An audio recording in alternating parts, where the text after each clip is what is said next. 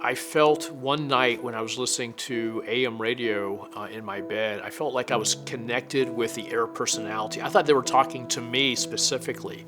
And that's what radio does. Radio does create that one-to-one communication, even though you're talking really to thousands of individuals. And so I've been able to use that aspect of my career to talk story about my journey. So I was born in San Juan, Puerto Rico, second kid of 6 children.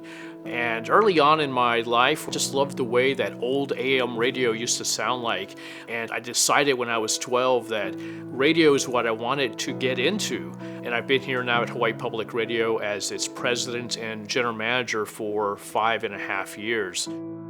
You know, Jose has this spark. He's a really joyful, optimistic person.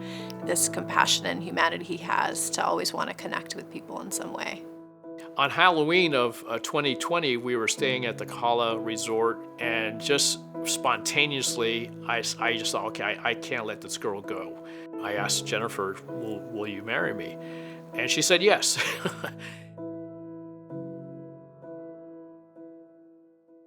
I've really been active all my life, and I worked out 3-4 times a week, got into running the mountain trails here in Hawaii, 5Ks and 10Ks, really loving that aspect of being in Hawaii. And then in the fall of 2019, I started experiencing a change to my running gait and my walking gait. And my primary care physician thought I was just overdoing my workouts and my running and asked me to take a break, which I did.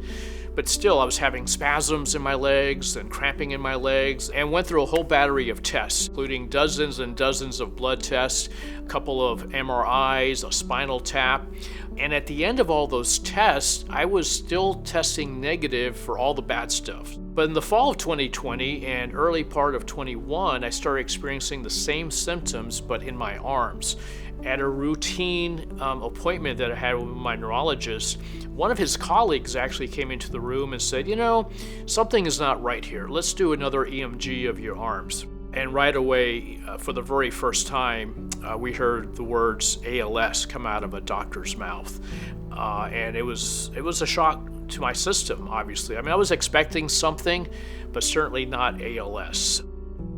So when you receive the diagnosis of ALS, the first thing that you hear from the doctor is typically you have 3 to 5 years after diagnosis to live, so get your life in order and get your life directives and your power of attorney and your will and all that in order and go, enjoy your life. And so at that point, your sunset seems a lot closer, right? When you're living life, you think, I might live through, I'm 70, 80, that's so far away. But now that sunset is a lot closer. I've accepted the fact that my life is going to be shorter than I expected. And I could have done one of two things. I could have given up, or I could take the other alternative, which is the one that I've taken, which is I'm not going to let ALS define me. I'm going to define my life and my story. We knew what we were dealing with ALS. I don't think it was really a decision for him. It was something in him clicked, and he knew, I need to tell this story. I need to see what can I do. Having the role that I have at Hawaii Public Radio allows me to have this megaphone of public radio. And so I've been able to talk about my story. I've been very active on social media. My wife and I created a webpage, Team Jose, to blog about my journey. Because I think the more that people hear about ALS and the more they can say, oh, we now know somebody with ALS, we know the general manager of Hawaii Public Radio, perhaps they'll take that next step and go online and go to als.org and learn a little bit more. Perhaps they'll contribute $10 to find a cure. And I believe that perhaps not in my lifetime, but in the next lifetime, there will be some advancements that will find either a treatment that will slow down the progression of ALS in a meaningful way, or stop the progression of ALS, or eventually cure ALS.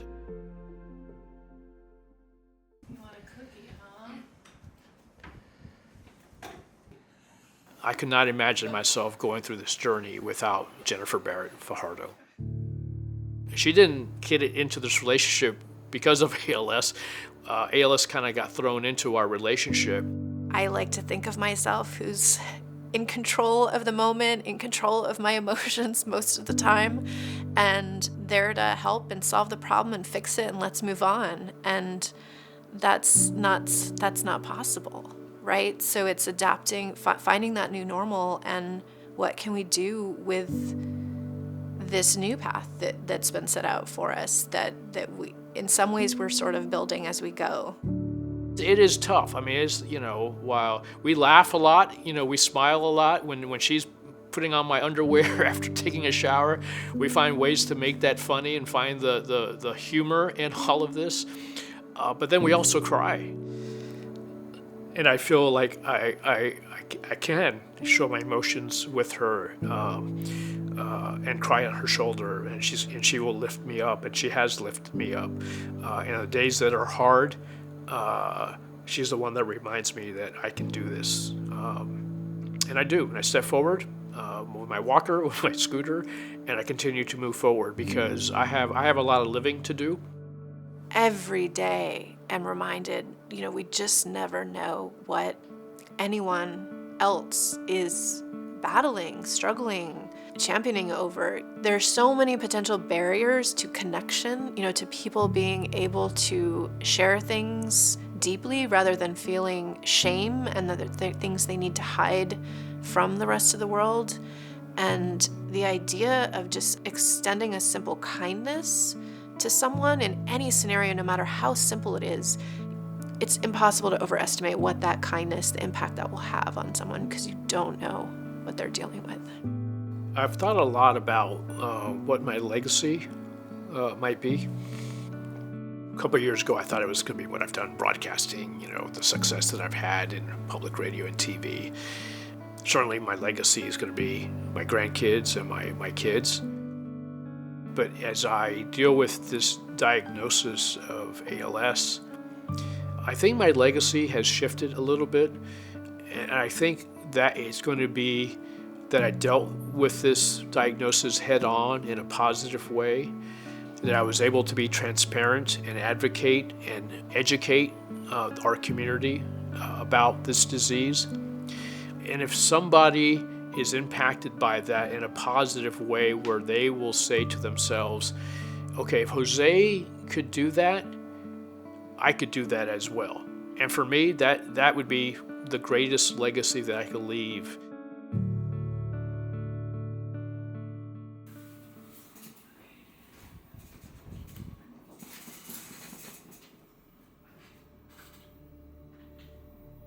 Since October of 2021, Jose's ALS has progressed. The hardest thing was when Jose started to lose his voice. He can still speak, but as you can tell, his voice is pretty weak. My progression has gone to the point where I have lost the use of all my limbs, and I am now 100% dependent on other people. Abby's been with us for a few months now. She's a wonderful support and part of our household and Jose's care team. Now Jose gets this formula that Abby's pushing into his feeding tube. It tastes like chicken. We discovered our puppy Coco has a foot fetish. Because every time I go on the shower chair, she tries to lick my toes all the way to the shower and back. As things progress, no matter how prepared you feel you are, there will come a point where it progresses faster than you can possibly keep pace with it, and you're running to stand still.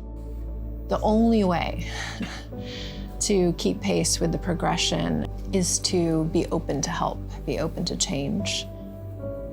And I came to the realization in January of this year that I was losing my energy. So I gave notice, and it was not a day I was looking forward to, because this has been a career that I've been in for over 40 years.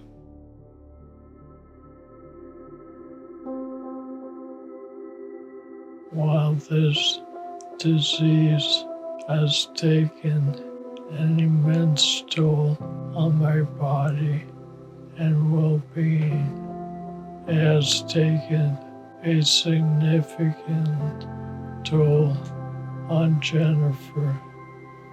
That's the issue with this disease. It impacts not just the person with the disease, but the family around you. I'm incredibly grateful to have her on my side. So thank you. I love you. The event at Blue Note is a celebration of all things Jose. It will be a belated birthday party, a belated retirement party, and it will also serve as a benefit for Jose to contribute to the fund that we set aside to support his care. As I think about my legacy, I want my legacy to be how I